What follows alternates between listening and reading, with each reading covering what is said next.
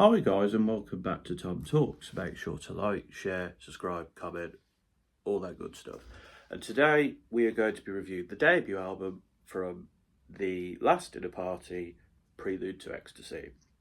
Now, for those that don't know, I'd be very surprised if you didn't, but this band consists of Abigail Morris on vocals, Lizzie Mayland on vocals and guitar, Emily Roberts on guitar, mandolin and flute, Georgia Davis on bass, and Aurora Nishevki. I apologise if I've mispronounced that. I did try to Google it earlier, but it didn't appear, on keyboards and vocals. Their sound is very art rock, baroque pop inspired. If you like, stuff like Pride and Prejudice and like costume drama type, that's the vibe I get off them. Now, I'm not personally a fan of that genre of film. It's just never appealed to me. But the music they're making, the references they make, whether historical or not, I like it. It's good. And these guys, they're getting award after award. BBC Sound of 2024, Brit Rising Star Award last year, #1 album this was, and I think it had the best first week sales since Years and Years Communion album, which came out in 2015, so that's quite a big deal. #1 album, and now 4 times they've been nominated to the Brits this year, including for Album of the Year. And for the most part, this record is about love and sort of unreciprocated love and the feelings it creates, and it uses like metaphors in a very interesting way to talk about this. And I've got to say, this is a really good album. I do enjoy it quite a bit, but let's get into the tracks.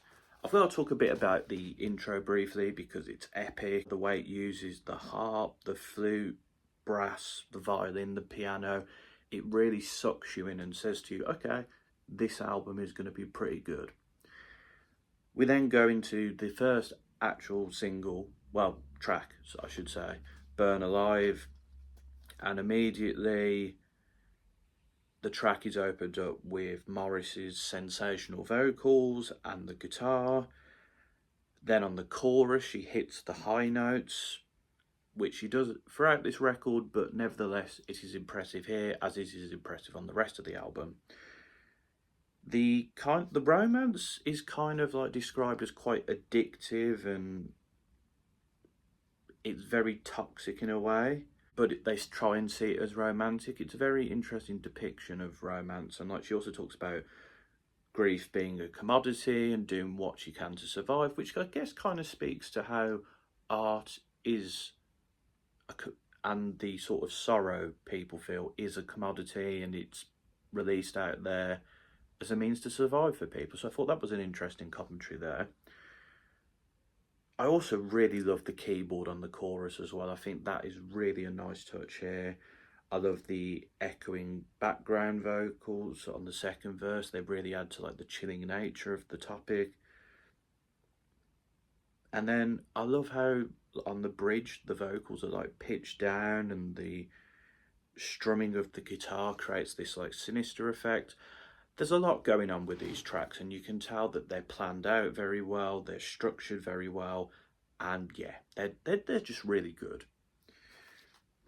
We then move on to Caesar on a TV screen, which again uses these metaphors like falling leaves at Leningrad. I like the historical reference there. The guitar sets the stage alongside the drums. It's got this very dreary and melancholic tone, but then the energy picks up in like the performance of everyone, including Morris.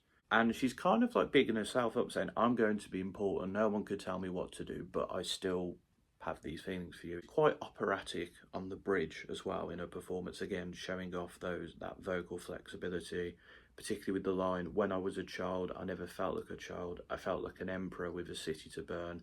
And the way she delivers like the second half of that line is really powerful. And yeah, I really enjoy this track. It was a great single and it fits nicely into the record. On Your Side, it's a bit more whimsical. We've got this very melodic piano, and like the soothing delivery is quite melancholic on Morris's front. She's looking back on a past love that she wasn't a fan of, but she kind of hates herself for still wanting to be with this person. I also really like the eerie background vocals, echoing. It's a bit like a ghost, the sort of ghost of this past love.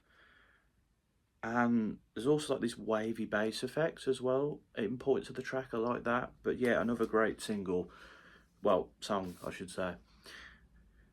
Gijula, which means tongue in Albanian. It's a nice little interlude and it gives Aurora the chance to sing. It's about feeling ashamed of not being at knowing your mother tongue, and it's quite haunting and it's delivered quite poetically. I also really love the use of like the echoey background vocals and the mandolin. Gives it this epic feel.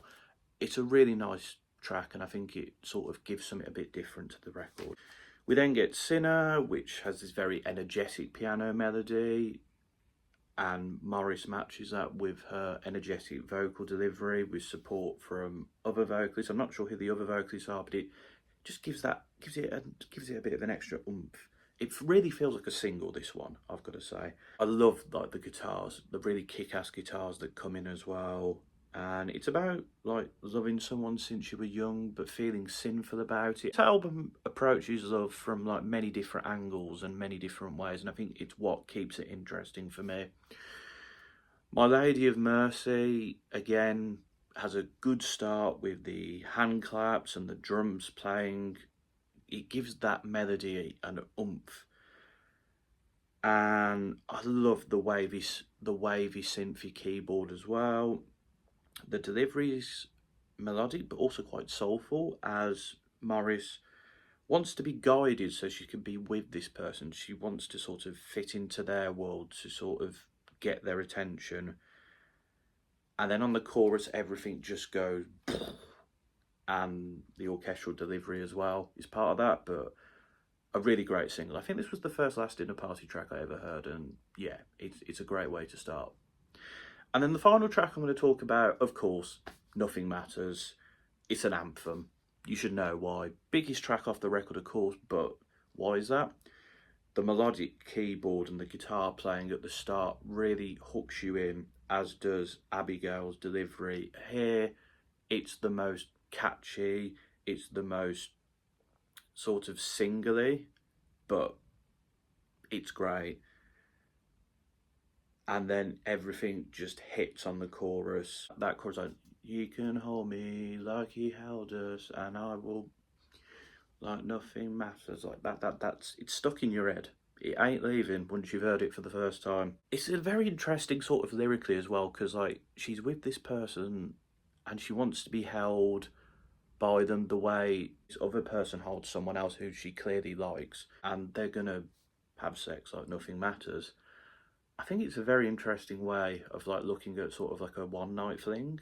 I might be misinterpreting this, but that's kind of what I get from this track. The lyricism is earwormy, and at the end, like the guitar solo is sensational. Morris's vocals hit like the high notes, just, and she's showing off her vocals here, and fair play to her, because she's a very talented vocalist, one of the best vocalists I'd say to come out in recent years, and it's a fantastic track. In terms of my gripes with this record, I think some of the tracks I haven't talked about are good, but they don't quite grip me as much, I would say.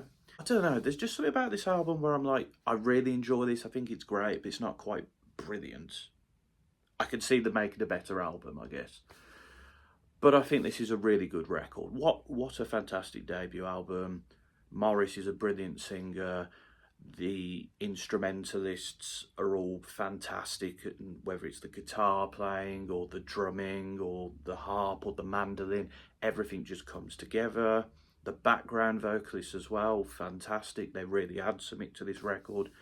And I think that many ways it depicts like unreciprocated love, or the pain of love, or the sort of violent nature of love. I think it's really interesting, and it's done in a really cool way. But yeah, this is a great record. I enjoy it quite a bit. I'm going to give it an 8.5 out of 10. But let me know your thoughts on this record in the comments. Do you think this should be Album of the Year at the Brits? Do you think this is as good as I do? Do you think it's better? Do you think it's worse? Let me know in the comments. But until next time, folks, this has been another TomTalks.